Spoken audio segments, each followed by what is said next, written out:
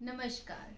मैं doctor Ruchika Vyas from Eurogyn IVF centre. आज मैं आपको बताने जा रही हूँ व्हाट इज़ आईवीएफ, आईवीएफ क्यों कराना पड़ता है और आईवीएफ करने का क्या तरीका होता है, बेसिकली प्रोसीजर ऑफ आईवीएफ। अगर आपने हमारा चैनल अभी तक सब्सक्राइब नहीं किया है तो इसे सब्सक्राइब करें और लाइक करें।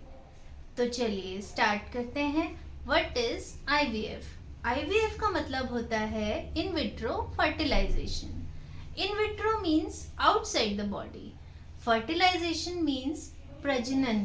प्रजनन प्रक्रिया जो नॉर्मल तरीके से बॉडी के अंदर होती है, एक नॉर्मल लेडी के अंदर, वो आईवीएफ में हम बॉडी के बाहर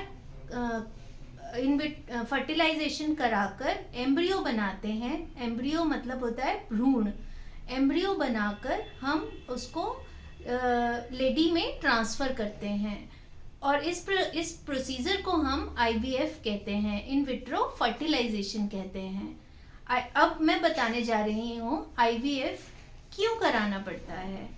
अगर किसी की शादी को 1 साल से ज़्यादा हो गया है और अभी तक बच्चा नहीं ठहरा है, या किसी की उम्र ज़्यादा है, 35 साल से ऊपर है, या किसी वजह से ट्यूब्स निकाल दी गई हैं, या ट्यूब्स बंद हैं, या अंडों की संख्या किसी लेडी में कम है या बिल्कुल ना के बराबर है, या फिर कोई गर्भाशय की प्रॉब्लम है जैसे कि फाइब्रॉइड है या कोई और दिक्कत है, एंडोमेट्रियोसिस है, ऐसे। और सेकंड फैक्टर एक होता है मेल फैक्टर। मेल फैक्टर में ये बोलेंगे कि या तो शुक्राणु कम है या नहीं है।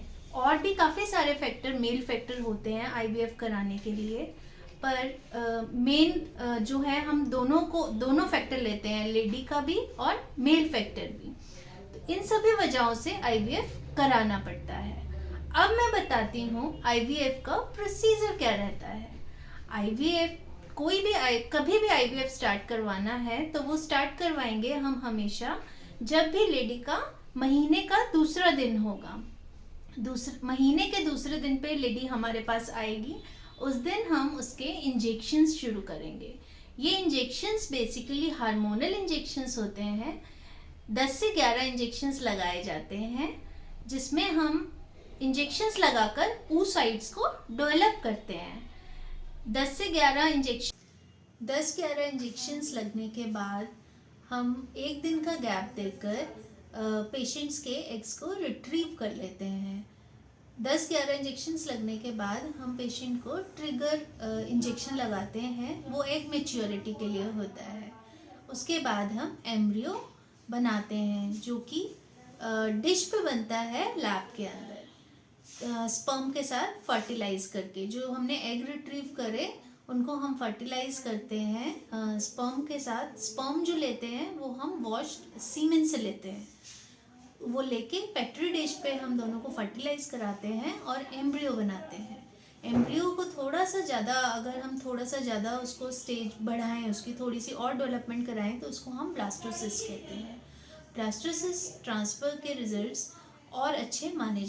जब एम्ब्रियो बन गया उसके बाद हम उसे तीसरे दिन ट्रांसफ़र करेंगे। ट्रांसफ़र करने के बाद हम 14 दिन का गैप देंगे। उस गैप को हम कहते हैं ल्यूटियल फेज। बेसिकली वो इम्प्लांटेशन, उस टाइम में क्या होता है, इम्प्लांटेशन होती है। जो एम्ब्रियो हमने डाला उसकी इम्प्लांटेशन करते हैं। इम्प्लांटेशन को ल्यूटियल फेज कहा जाता है। इसमें हम बेसिकली दवाइयाँ देते हैं जो प्रोजेस्टेरॉन होती हैं। बेसिकली प्रोजेस्टेरॉन का हमें उसको सपोर्ट देना पड़ता है ताकि एम्ब्रियो इम्प्लांट ठीक से हो जाए। इसके बाद हम 14 दिन बाद पेशेंट को बुलाते हैं और एक ब्लड टेस्ट करते हैं और एक किट में चेक करते हैं प्रेगनेंसी पॉजिटिव है या नेगेटिव है। अगर आप हमारे सेंटर पे आना चाहते हैं तो मैं यही कहूँगी, अपनी पेशेंस, ट्रस्ट और बिलीफ के साथ आएँ और पॉजिटिविटी लेकर आएँ। 100% सक्सेस रेट मिलता है आपको अगर आप पेशेंस रखेंगे तो, और डॉक्टर पे बिलीफ रखेंगे। आप आइए और हमारे यहाँ से आईवीएफ कराइए। अगर आपने अभी तक हमारे चैनल को सब्सक्राइब नहीं किया है तो उसे सब्सक्राइब करें, लाइक करें और अपने कमेंट देना ना भूलें।